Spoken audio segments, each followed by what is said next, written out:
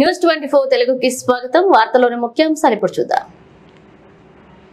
Ghatkesar municipality, Pocharam మున్సిపాలిటీల BRS party ముఖ్య కార్యకర్తల సమావేశానికి మాజీ మంత్రి మేడ్చల్ ఎమ్మెల్యే మల్లారెడ్డి హాజరై ఈ నెల 27న జరిగే బీఆర్ఎస్ పార్టీ 25 సంవత్సరాల రజోత్సవ సభ పోస్టర్ను ఆవిష్కరించారు.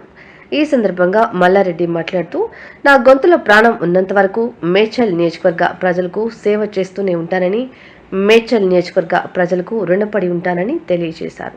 కాంగ్రెస్ అధికారంలోకి వచ్చి సుమారు 16 నెలలు పూర్తి కావస్తున్నా వారిచ్చిన 5 గ్యారెంటీలు 420 హామీలను నెరవేర్చలేకపోయారని తెలియజేశారు.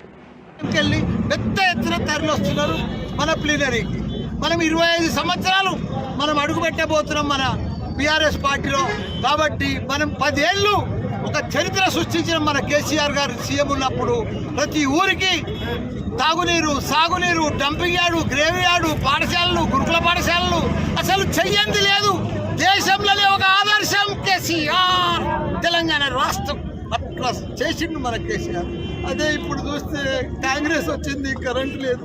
కాంగ్రెస్ వచ్చింది, నీళ్లు లేవు. కాంగ్రెస్ వచ్చింది, పంటలకు నీళ్లు లేవు. కాంగ్రెస్ వచ్చింది, పంటలకు ఎరువులు లేవు. కాంగ్రెస్ వచ్చింది, పింఛన్లు సరిగా లేవు. కాంగ్రెస్ వచ్చింది, 6 గ్యారంటీలు లేవు. మాయ మాటలు చెప్పిర్రు, ప్రజలను నమ్మించిర్రు.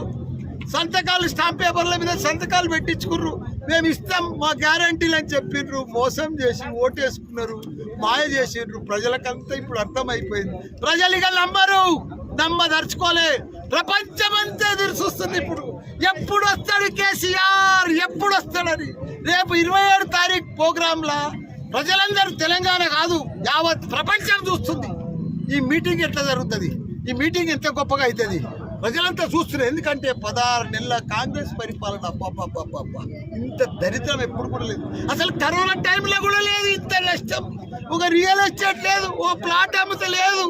ఒక పెళ్లిళ్ళకి ఏదైనా అమ్ముకొని పెళ్లి చేద్దామంటే కొనేటోడు దిక్కు లేడు తెలంగాణలో. అంత ఘోరం. కాబట్టి మళ్ళా వస్తాడు మన కేసీఆర్. 3 ఏళ్ళు ఓపిక పడితే తప్పకుండా మన కేసీఆర్ వస్తాడు, గ్యారంటీగా గెలుస్తాడు. మళ్ళా ప్రపంచనం చేస్తాడు, మళ్ళా అన్నపూర్ణ రాష్ట్రం చేస్తాడు. మన దేశ తాగునీరు కానీ సాగునీరు కానీ మళ్ళా ఆయన వస్తేనే వస్తాయి.